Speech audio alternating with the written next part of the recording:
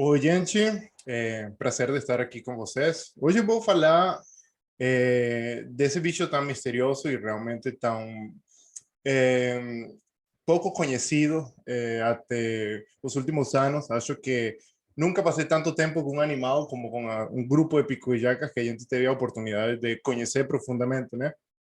E, bom, eu vou apresentar um pouquinho de uma história, né? Uma história que começou no meu país, Venezuela. E, bom, e até agora está andando, porque a gente está desenvolvendo várias pesquisas que vão sair publicadas nos próximos meses, né? Então, eh, eu nomeei esta pequena palestra como a vida secreta das picuillacas, porque justamente é uma história de o que aconteceu nos últimos anos e esses resultados que vêm de esta pesquisa. Ok, eu quero começar, né, inicialmente, com este cara, Conrad Lorenz, o pai da etologia, com uma frase que lembro até agora, que aquele que conhece verdadeiramente os animais é por isso mesmo capaz de compreender plenamente o caráter único do homem. E isso é porque realmente quem para perceber certas coisas na natureza aprende até de você mesmo. E isso foi o que aconteceu comigo ao longo destes últimos anos que me bati com estes incríveis bichos, né? Então, quem não me conhece se perguntará quem é esse tal de Diego Flores, né? E, bom, é uma boa representação do que eu era de criança, né? Porque não era uma criança fácil. A melhor definição era um menino que morava no mato, frente de casa, né? E com uma hiperatividade tão grande que a única maneira que meus pais conseguiram para me controlar foi testando diversos estímulos, né? E um desses era o intro da National Geographic, quando começavam os documentários. E era incrível, porque não era realmente o intro, sino era o que realmente acontecia em esses documentários, que principalmente eram de fauna silvestre, y básicamente, desde a BBC como os documentários de Jacques Cousteau, era a única maneira de controlar esse espírito de curiosidade científica, de curiosidade naturalista, que toda criança tem. E com certeza, muitos de vocês já passaram por isso, de ter essa necessidade de saber o que acontece na natureza e o que acontece com esses bichos que chamam tanto a tua atenção. E uma coisa também super interessante era que meus pais me levavam para o zoológico e eu aprendia basicamente o nome de todos os bichos porque ficava apaixonado, né? E tanto que meus primeiros livros eram da história de cobras, história natural, como eles trabalham, como funciona na natureza. E muito disso foi como que acordando meu espírito de herpetólogo, um herpetólogo bem novo que como primeira alternativa para ter um contato com animais vivos em casa, porque eu sou do grupo que acha que os animais vivos contam uma história totalmente diferente aos preservados em coleções, não tenho nada em contra, mas essa é minha maneira de ver a pesquisa, por isso eu trabalho com ecologia do movimento. Eu peguei uma jiboia que consegui frente de casa, eu tinha mais ou menos 8 anos, e botei em uma caixa e escondi embaixo da minha cama. Eu mantive a jiboia durante muito tempo, até que soltei, porque a senhora que trabalhava em casa descobriu a jiboia. E, bom, foi um susto um pouco grande para ela, mas fez que a minha mãe entendesse que eu queria ter mais contato com esses animais. Ok, essa curiosidade começou a crescer como herpetocultor inicialmente e me levou a ter um bom relacionamento com muitas pessoas envolvidas na herpetologia do meu país, tanto a nível de herpetocultura como nível profissional.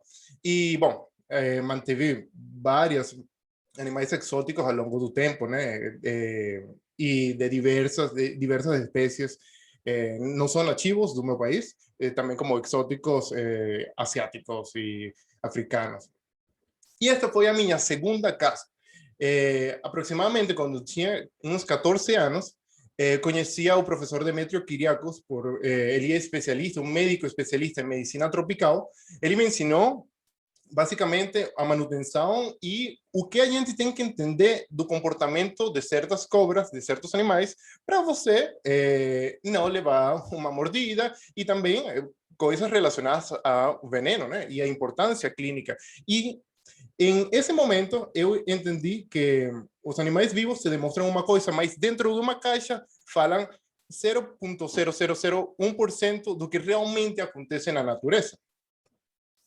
É, o assunto ficou sério, realmente, porque todas essas pessoas que trabalhavam academicamente, eu era só um cara bem novo, eles me impulsionaram a eu trabalhar explicando para crianças, para ainda adultos, né, a importância destes animais e tanto foi que eles me guiaram pelo caminho da vida acadêmica, comecei a estudar biologia e aí começou essa carreira. Paralelamente, eu estudava música clássica na Orquestra Sinfônica do Estado de Anzoátegui e também em orquestras nacionais, e teve que escolher entre a vida musical e a biologia. E, obviamente, escolhi a biologia porque era o que mais me chamava meu coração, né? E, bom, lembram daquele serpentário onde comecei? Aí, realmente aconteceu desde o primeiro dia. Essa sensação de que você fica apaixonado por algo. E foi um susto e medo, porque já eu tinha visto Pico de Jacas, La que se muta, em livros, mas nunca tinha visto o imponente que é esse animal ao vivo. E isso acordou uma sensação de paixão e querer saber tanto desses bichos que me fizeram pegar todos os artigos científicos que existiam para um momento e tentar entender o que realmente acontece com eles, não? E a que se muta é o único viperídeo comprovado, realmente comprovado, que é ovíparo na Sudamérica, né? A gente tem outros trimeresurus e outras espécies na Ásia e África, mas no continente latino-americano, americano, só comprovado está laquesis. Se fala de botrocófias, mas ainda não tem uma prova realmente que demonstre que eles são também ovíparos. Tá?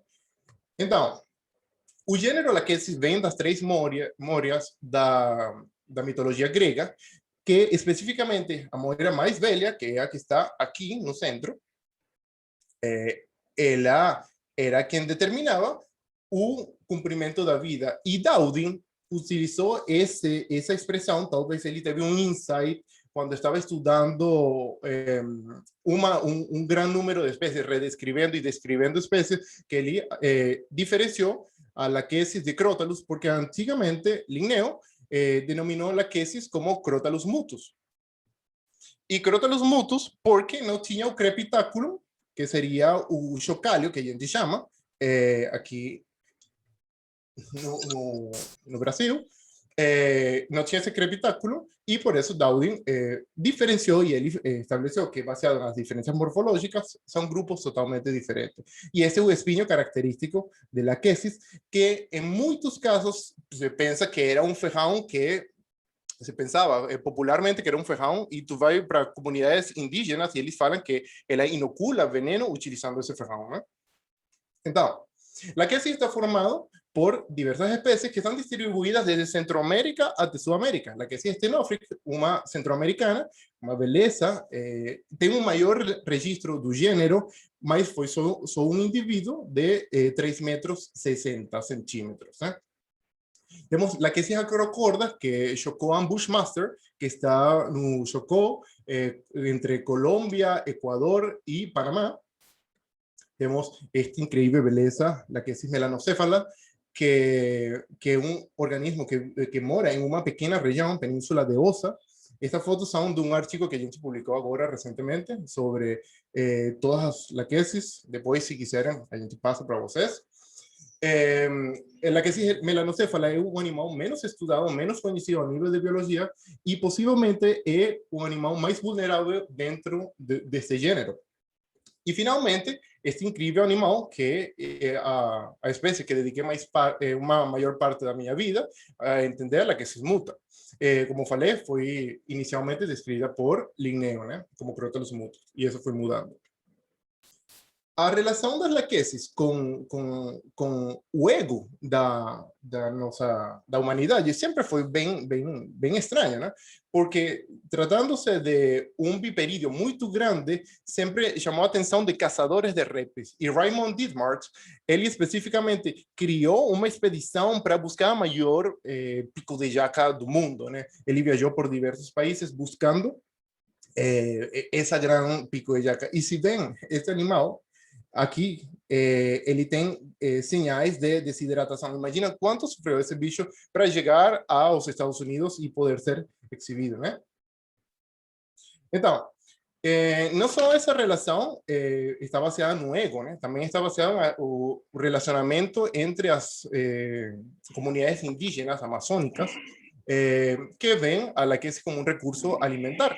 Y básicamente los Yanomami y ciertas comunidades del sur de Venezuela, norte de Brasil, utilizan a la queso como un recurso alimentar. Y ni cortan la cabeza, cortan ela en pedazos, a casa y botan en una panela para ferver y después comen, ¿no? No norte de Venezuela, Mar de Cibré fue un antropólogo que estudió una comunidad indígena que se llaman los Chaimas y crió este libro, Los Chaimas del Guácharo. Esta comunidad tiene una fuerte relación, un relacionamiento bien profundo con una ave que se llama Estiatornis caripensis. Es una ave que mora en cavernas y los Chaimas falan constantemente de una relación entre una cobra que protege os guácharos, esta ave, e que evita que eles coletem muitos guácharos. Eles comem especificamente os guácharos no mês de abril, quando eles estão reproduzindo, pegam os pintinhos e aproveitam os pintinhos. Isso é mais ou menos a entrada de uma das cavernas.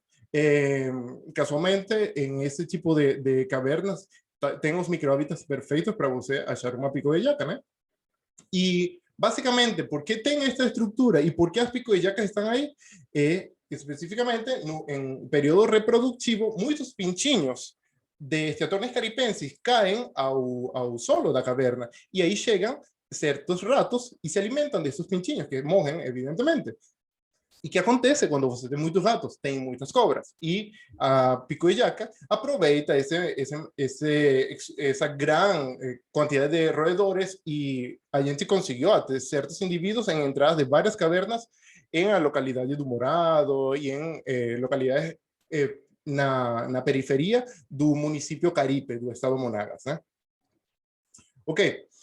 Laquesis muta, especificamente, tem dois grupos, dois blocos, onde se distribuem as populações. Anteriormente, aqui na Mata Atlântica, a gente tinha a subespécie considerada como Laquesis muta rumbeata, e na Amazônia e até Trinidade, a gente tem até agora Laquesis muta, a mesma corresponde o mesmo taxa, e anteriormente aqui era Laquesis muta. Mas o que realmente a gente sabe da biologia, história natural, ecologia da pico de jaca? E é que essa é uma pergunta que sempre foi perturbando a minha cabeça. E por quê? Porque basicamente a gente não sabe absolutamente nada, a gente não sabia absolutamente nada de que realmente fazem as pico de jaca. Algumas pesquisas, inicialmente com transmissores que eram suministrados via tracto gástrico, dieron los primeros insights sobre cómo se movimentan as pico de jacas na mata, mas falavam de uma área de vida muito pequena, um deslocamento bem curtinho, e isso era só os únicos dados. Alguns dados de Moe falavam de que eles moravam em tocas de certos mamíferos, mas nada além disso, né? Então, com a evidência científica que a gente tem, a gente conseguiu diferenciar todos os grupos actuais, as populações de laquesis, e a gente observou que existe uma separação entre Laquesis muta, Laquesis estenophrys, Laquesis melanocéfala e Laquesis acrocorda. E isso especificamente aconteceu pelo surgimento do tramo norte de certas frações da Cordilheira dos Andes, né? Entre Equador e Colômbia. Y separó los grupos centroamericanos y Acrocorda, que está también en Sudamérica, y a poblaciones que están específicamente en Amazonía y Mata Atlántica. Aqui a gente tem como é a distribuição de todos esses grupos, né? Aqui, Centroamérica, Costa Rica, Honduras, temos Estenofre, principalmente, a Crocorda, o Chocó, acá, Muta, e acá Muta também, separados. E que fez o que as laqueses se separaram acá? Os, obviamente, as diversas, a variação a nível de pluviosidade e os diferentes eventos glaciares que foram acontecendo ao longo da história geológica do nosso continente, subcontinente. E, bom, baseado em toda a bibliografia existente, né? A gente sabe, a gente sabia que a pico de jaca, todo o gênero era espécies específicas de mata. Toda a bibliografia, qualquer pesquisador que você perguntasse sobre pico de jaca, sobre laquesis, falava que são espécies de mata. Mas realmente isso o que acontece? São espécies tão que precisam tanto uma floresta bem conservada. Bom, eu sou das pessoas que acreditam que uma lógica sem comprovação não serve para absolutamente nada. Por isso, decidi que esse vazio de informação seria um vazio que eu queria preencher, né?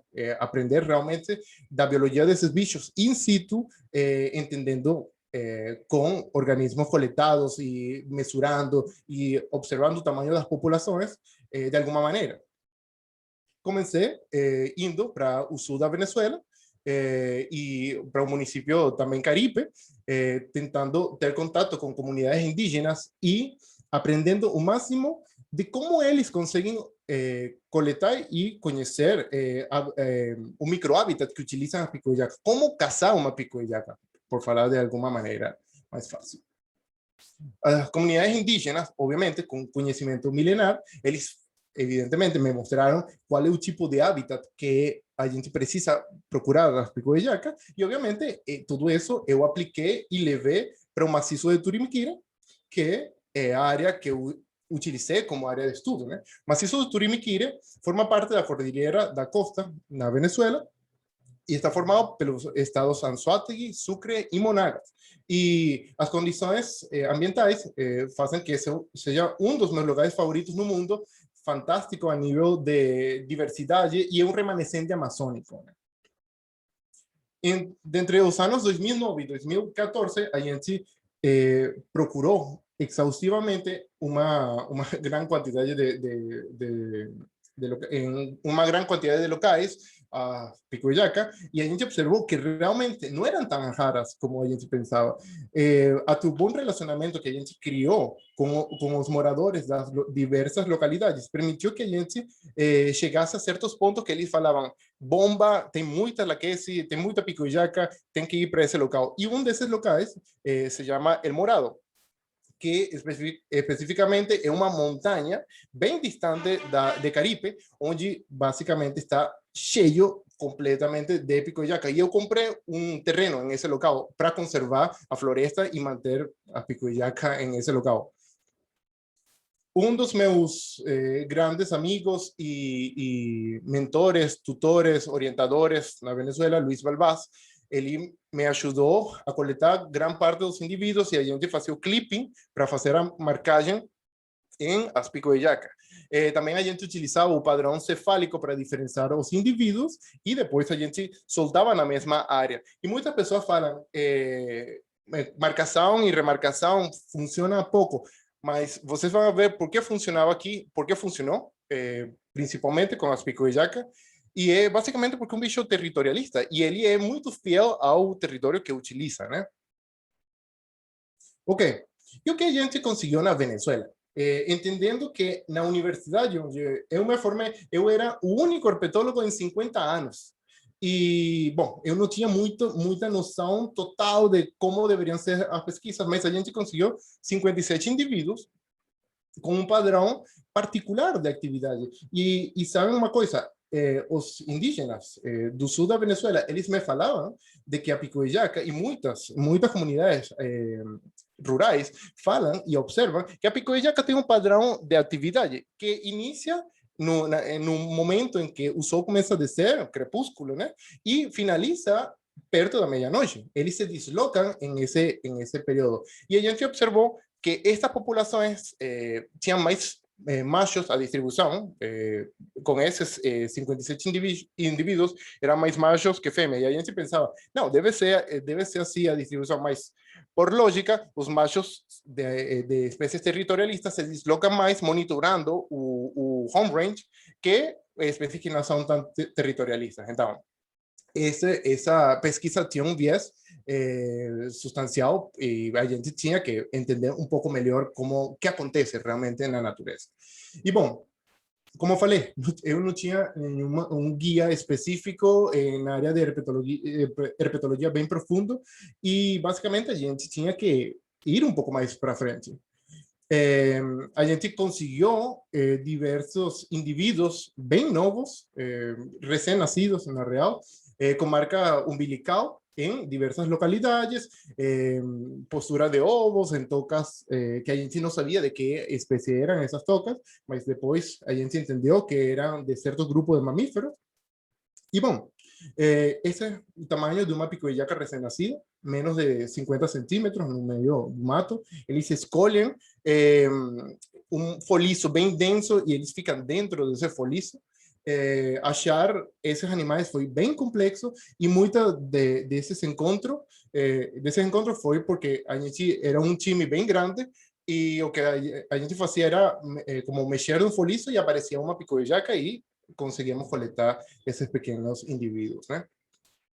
Então, essa é uma foto do último artigo que a gente publicou. As picoillacas conseguem cruzar grandes rios nadando, né? São muito boas nadadoras. E a gente também observou no estado Monagas que isso acontece, né? Eles conseguem cruzar rios com um caudal bem forte também. Mas também não tudo é perfeito, né? A gente às vezes conseguia estes cenários e foi bem estranho porque justamente quando achei esse indivíduo, ele estava vivo ainda, uma formação rochosa e eu vi um mamífero predando, se alimentando da laquesis e o animal não tentava dar nenhum bote, se defender deste mamífero. E tratava-se de um rato espinhoso de caverna. O mesmo rato que eles comem em as cavernas, onde estão os guácharos, aquela ave que estava falando mais cedo, também estava predando este indivíduo. E possivelmente este indivíduo tinha alguma doença ou foi atacado por alguma outra espécie. E o que aconteceu foi que este presa predador, se aproveitou de picoillaca, né?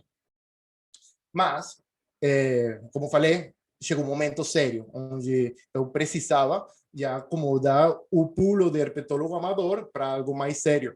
E este cara, fantástico, grande amigo e orientador, Mirko, e junto a Konrad Meber, um pesquisador da Suíça, eles me convidaram a formar parte de um time que ia estudar as picoillacas aqui na Mata Atlântica, né? O primeiro contato foi através do Conrad Meber. Ele escutou sobre a minha trajetória trabalhando com picoillaca e ele achou que eu era a pessoa certa. E, bom, obrigado a Conrad por me fazer ter essa oportunidade de começar a trabalhar com picoillacas com telemetria, né?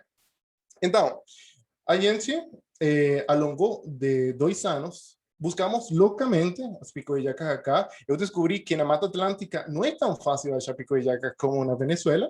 E é muito mais difícil. Demoramos muitos meses para entender qual seria o método mais adequado para achar os bichos.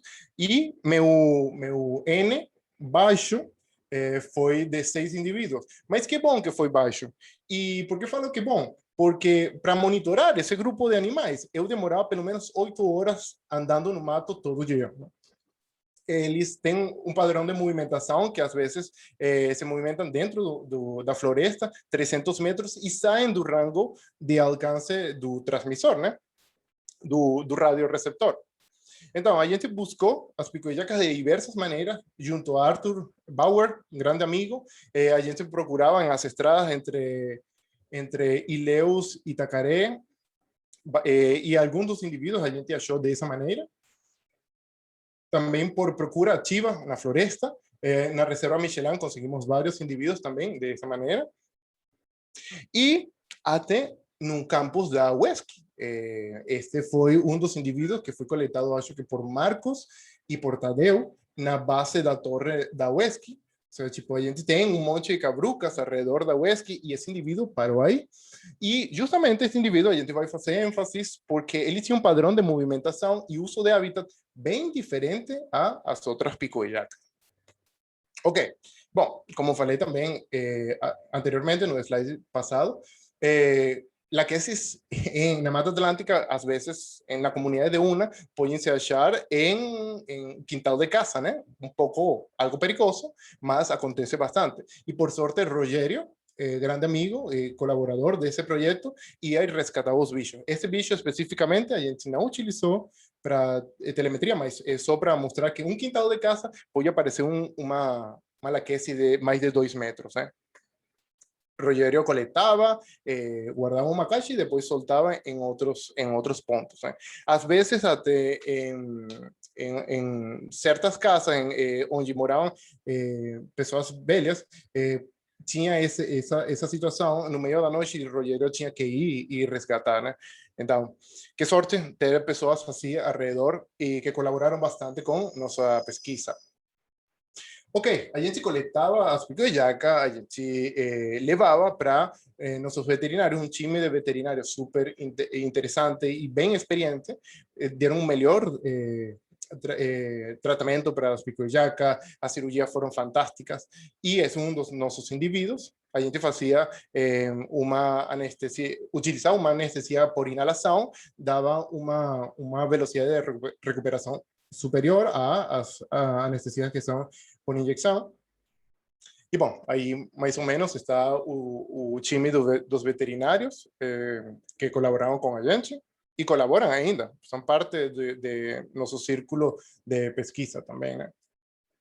Ok, depois da recuperação da pico-de-jaca, a gente soltava na Reserva Michelin, né? A Reserva Michelin fica no município Igrapiúna, acá na Bahia, é uma reserva privada, né? Que tem as características perfeitas para você desenvolver esse tipo de pesquisa, é bem segura e é dos meus locais favoritos. Passei a maior parte do tempo durante o meu mestrado nesse local, né? E, bom, a gente soltava os bichos e ficávamos monitorando. A reserva gerenciada por este cara, Kevin Fletcher, grande amigo e colaborador fundamental em esta pesquisa. Ele ajudou muito e deu certos insights para a gente aplicar na nossa pesquisa. E até para a definição de tipos de macrohabitat, a gente utilizou as aproximações que ele desenvolveu em os últimos 10 anos, né? Nossos animais foram se adaptando aos novos, os reintroduzidos. A gente deu tempo de adaptação para que eles tomaram home range e se estabeleceram em esse home range, né?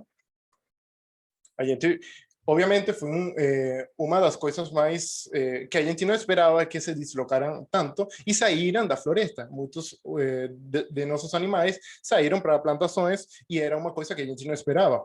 Um bicho que anda 300 metros dentro da floresta e consiga cruzar um fragmento florestal de uma reserva, realmente é bem complexo para a gente estudar e a gente entender, porque a gente pensava que iam se deslocar só uns poucos metros e o home range ia ser bem fácil de analisar, né?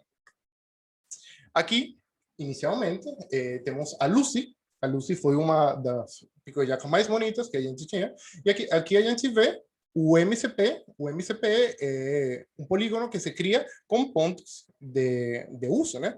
E a gente dentro adicionou o kernel, que é um análise que nos demonstra a probabilidade de achar o bicho em centros de atividade. Os pontos mais escuros correspondem aos locais que o animal utilizava mais frequentemente. E este animal tem uma característica super interessante, que ela tinha uma trilha para subir em direção a um riacho e descer. Ela subia por uma trilha e voltava por outra trilha, mas sempre era o mesmo padrão. E outra coisa também interessante é que esse bicho, o transmissor parou de funcionar. E como eu acreditava que eu podia achar o bicho sem o transmissor, porque sempre achava em os mesmos pontos, o que eu fiz foi fazer o bucle que ela utilizava para se deslocar e conseguir achar o bicho sem o transmissor. A gente substituiu o transmissor, mas para mim foi uma coisa magnífica, porque um dos meus picos de jaca, que eu achava que ia perder este bicho, conseguimos achar sem o transmissor, né? Sem o rádio. E aqui a gente vê como era um mosaico de uso de habitat, né? Estes são diversos macro-habitats. Aqui a gente tem, deixa eu mexer cá, a gente tem um mix de vegetação primária com vegetação secundária, a gente tem uma mata secundária, a gente tem um riacho. Essa era a estrutura do macrohabitat utilizado pela cobra, né? E uma capoeira nova. Essa era a composição do habitat que o bicho utilizou. Aqui vemos ela fazendo troca de pele, né? Utilizam o foliço, se enfiam dentro do foliço, utilizando galhos para tirar a pele. E, bom, o fantástico de trabalhar com esses bichos em campo durante tanto tempo que você vê esse tipo de coisa, né? Ok, Direttore. Direttore foi um nome que a gente deu para o bicho que a gente conseguiu na UESC. Ele utilizou uma área super grande. A média de deslocamento diário dele era de 150 metros, sendo que Lucy andava 20 metros, quanto muito, né? Então, este deslocamento diário era super difícil para a gente monitorar, porque dentro de uma floresta, às vezes, o transmissor e o receiver, o rádio, não conseguia perceber a sinal e a gente tinha que andar muito mais do normal que dava com o outro animal. A gente conseguiu até perceber que ele rejeitava. Deixa eu ligar aqui a luz, que está bem escuro. Ok. Ele rejeitava ainda a mata primária, a floresta primária, e ficava mais em áreas em plantações. Aí uma representação de uma plantação de seringa, e um consórcio de seringa com cacau, e justamente embaixo do meu dedo estava uma pequena toca, onde a picuijaca estava.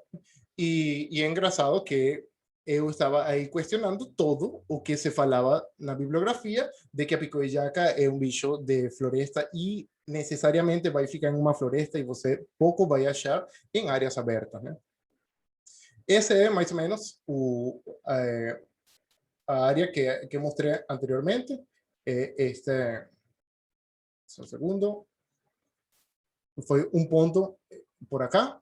E o bicho saiu desta área de floresta, se deslocou por toda esta área e entrou em outro fragmento florestal. Como que não gostou do fragmento florestal, ou aconteceu alguma coisa durante o tempo que ele esteve aí, que voltou para a área de seringa. Ele ficou se movimentando em esta área e ficou sempre com este padrão de movimentação. Especificamente em plantações. Ele não voltou para a área de floresta. O difícil de trabalhar com um animal perigoso em áreas que normalmente tem pessoas trabalhando é que a gente tem que monitorar praticamente todo dia e ficar com o animal durante o dia, evitando um acidente com os trabalhadores da fazenda Michelin e que matem o bicho, porque anteriormente vocês vão ver o que aconteceu com uma das nossas picuijacas. Eu precisava ficar com ele todo dia até que ele decidisse entrar em um local mais escuro, mais protegido, porque as picuijacas ficam expostas quando estão no subbosque, né? Mesmo sendo em uma plantação. Ok. Arthur foi nossa primeira picuijaca. A gente coletou e nomeou este animal em honor a um amigo que fazia aniversário o mesmo dia que a gente coletou, e a gente vê que, de novo, este animal passou mais tempo em uma plantação de seringa. Tem alguém aí falando em uma plantação de seringa que dentro, no interior da mata, né? E evidentemente, esse bicho tinha preferência por esse tipo de hábitat. Todo o tempo que a gente monitorou, a gente viu que engordou mais ainda dentro dessa área, porque a gente também levava um controle no peso dos indivíduos, né? um bicho bem interessante, porque permitiu a gente ver ele predando mamíferos, ficava bem tranquilo monitorar ele, ver a temperatura, porque a gente também veia a mudança de temperatura corporal em função da temperatura ambiental, e isso que vocês veem aqui, que é um buraco e parece uma lona, sim, trata-se de o que ficava de um pitfall utilizado por outros pesquisadores, né? outros herpetólogos. O animal entrava no pitfall e ficava no pitfall dormindo, e quando era de novo de noite, saía, e quem fala que a pico-de-jaca não cai em pitfall, aqui tem a prova de que se cai em pitfall, dorme em pitfall. E também, como falei anteriormente, as laquesis, elas utilizam certas tocas de mamíferos, e aqui a gente veía sempre esse padrão, que quando utilizavam tocas, eram tocas de, o que a gente vai ver, um pequeno mamífero bem peculiar. Quando a gente chegava perto da toca, o animal, Arthur, ele saía e fazia, se enrolava do lado da toca. Ele sem ataque, sem posição de ataque, só curiosidade mesmo. E um dia, especificamente esse dia, eu estava monitorando ele e aconteceu uma coisa bem diferente. Eu ouvi um barulho vindo da toca e me preocupei um pouco. O animal estava do lado, estava a menos de 2 metros de mim, e eu vi uma bola preta, escura, cinza, pulando sobre a pico-de-jaca e pulando sobre mim. O que aconteceu foi que um tatu estava com a pico-de-jaca dentro da toca, pulou sobre a pico-de-jaca e pulou sobre mim, porque ele também estava assustado, né? Então, eu sofri acho que um dos piores sustos da minha vida. Eu caí em um brejo atrás, tentando reagir, né? Porque se você trabalha com biperídeos e não tem não reage rápido, alguma coisa ruim vai acontecer em algum momento, né? Ok. Aqui a gente vê mais ou menos como era essa plantação. Essa é uma árvore, um pé de seringa, em uma área aberta, né? E aqui a gente tem vegetação de borda em os dois lados. O que fazia esse animal, caçava na área aberta e voltava para a vegetação de borda durante o dia. Mas às vezes as pico-de-jaca ficam no mesmo local depois de ficar caçando, de estar na área de espreita, como que esquecem que estavam caçando e ficaram dormidas, e virou dia e o bicho ficou. Aí vem de novo esse Conrad Meber, o outro pesquisador que colaborou com a gente, e a gente conseguia habitualmente o bicho dentro da mesma área, caçando nos mesmos locais, né? E isso foi o que criou esta situação bem ruim. Quando mataram ele, foram trabalhadores, e você vê o ódio que tem as pessoas a esse tipo de animais, porque não só mataram com pauladas, né? Eles mataram e enfiaram um pau na cabeça, e bom, você vê o nível de ódio, né? E obviamente nossa cultura não vê as serpentes como um ponto positivo para nossa relação com a natureza, né? Vem como algo extremamente negativo, e a pico-de-jaca não é uma exceção. Aqui a gente tem, basicamente, como foi, baseado em Bonferroni, como foi a seleção de macrohábitat dentro da área de estudo. E a gente vê que em a mata primária foi um hábitat evitado, sabe? Eles não gostavam dessa área, basicamente. E a gente vê em hábitats como a capoeira, era um hábitat preferido, da mesma maneira que o consórcio entre seringa e cacau. E a gente se pergunta, por quê? ¿Por qué en la capoeira? ¿Por qué en este consorcio? E se tu para pensar, que tem no consórcio? Tem cacau. O cacau, normalmente você vê com buracos, porque vem certos roedores, se alimentam das sementes do cacau, e basicamente é um recurso alimentar que tem disponível a pico-de-jaca para aproveitar. E também em a capoeira nova e em as bordas, a gente tem certos microhábitats que permitem os pequenos roedores permanecerem em essa área e ser, obviamente, uma área perfeita para a caça das pico-de-jaca. E, bom, Você se perguntará, como um microhábitat de descanso? Onde dormem as picuicacas? Aqui a gente utilizou uma aproximação para entender como é a complexidade a nível de estrutura do microhábitat, perdão, e a gente mesurou a densidade de vegetação embaixo do metro e acima do metro. O subbosque e o mid-story, o mesobosque, né? Então, a gente veia que porcentagem de vegetação estava sobre a cobra, protegendo ela, né? E a gente observou que um dos determinantes são essa vegetação para cobrir a cobra durante o dia, né? Evitando que predadores como corujas predem eles, alguns mamíferos de pequeno e grande porte também, que são predadores habituais de cobras peçonhentas. Então, a gente viu isso. E outro fator interessante é, não sei se dá para perceber, aqui é uma área relativamente aberta e as picuicacas normalmente descansam perto de trilhas de mamíferos. Obviamente, o custo energético é menor se você tem uma casa perto de um supermercado, né? Um mercado. E aqui, nesse caso, as picuicacas dormiam perto dessas trilhas, porque essa trilha de mamíferos é uma rodoviária para roedores que elas vão conseguir aproveitar, né? E também, quando a gente para pensar qual é o microhábitat de espreita que elas utilizam, obviamente, para caçar, a gente vê padrão e a gente observa um padrão, que são microhábitats com uma vegetação embaixo do metro, bem claro, bem aberto. E por quê? Porque a cinética, o mecanismo do bote da picuejaca não é um bote direto como o bote das jararacas. O bote da picuejaca é um bote que é como um gancho. Ele precisa de um espaço, de uma área relativamente aberta para ter uma precisão o máximo possível. E a gente viu várias vezes que isso acontecia.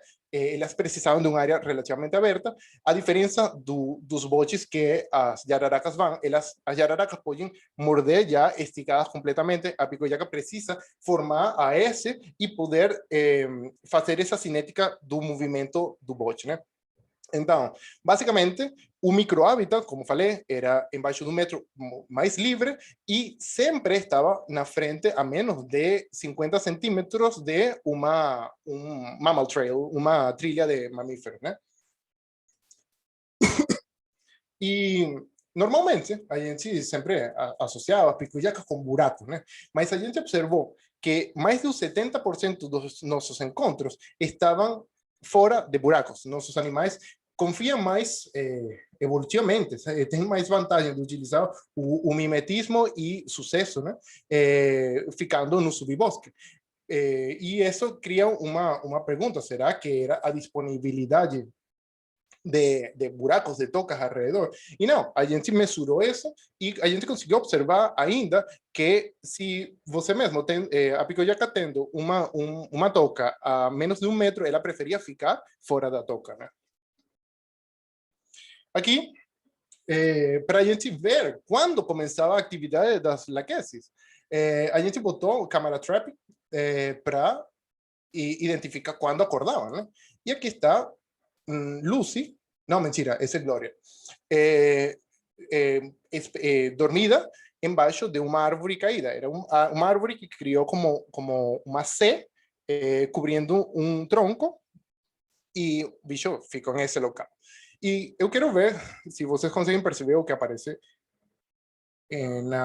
nesse pequeno GIF.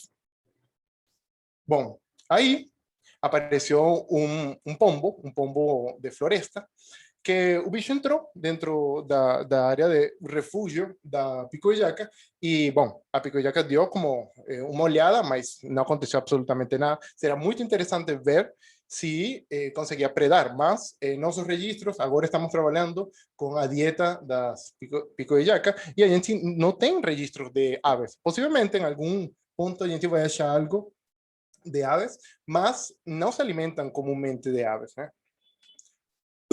Es un ejemplo de la possível ave que entrou, o pombo. E também a gente vê que como que certos mamíferos têm até curiosidade pelo cheiro das picuiacas. Possivelmente, é uma suposição, né? Mas aí a gente vê uma marmosa, um marmosophus, que ficou frente de uma das nossas picoillacas e a menos de 50 centímetros do animal, e olhando em direção ao animal, né? Então, bichinhos são arriscados, né? Até as mesmas presas são bastante arriscadas. Bom, aqui a gente vê, não é uma Lachesis muta, essa é uma foto de Miller, um cara que trabalhava bastante com conservação na Costa Rica, e por que eu boto essa imagem acá?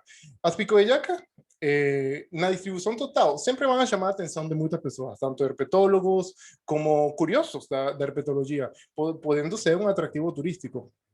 E na Costa Rica é um exemplo de um local onde se faz bastante conservação baseada em o ecoturismo. Aqui a gente poderia fazer a mesma coisa. A gente poderia aprender de outros países a desenvolver este tipo de atividades.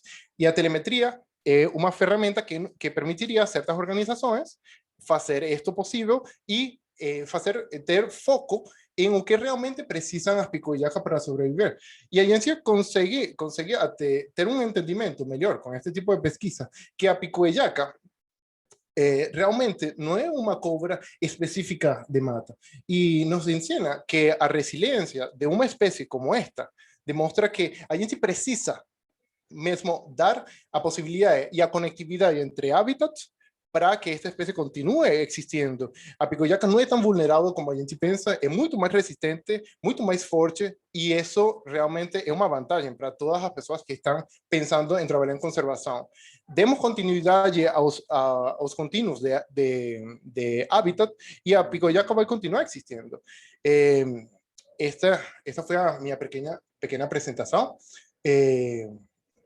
Eu gostaria de agradecer principalmente às pessoas que colaboraram com este projeto e a meu orientador Mirko, que é um cara que realmente fez milagres para que a gente desenvolvesse este projeto. E bom, isso é todo por aqui.